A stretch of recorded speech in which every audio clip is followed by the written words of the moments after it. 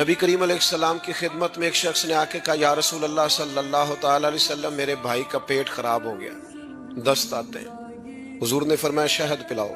शहद पिलाया, फिर आ गया, कहा या रसूल अल्लाह बीमारी तो कुछ बढ़ गई है। हुजूर ने फरमाया शहद पिलाओ।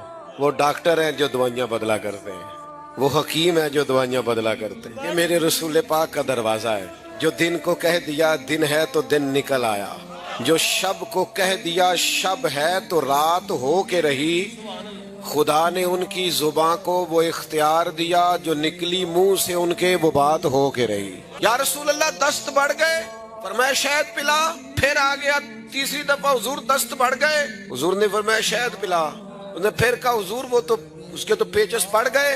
तो करीम महबूब फरमाने लगे, तेरे भाई का पेट झूठ बोलता है, अल्लाह का रसूल सच कहता है। जा जा के उसे शहद पिला। वो कहता है शहद ही पिलाया तो अल्लाह ने शिफा अता फरमाया।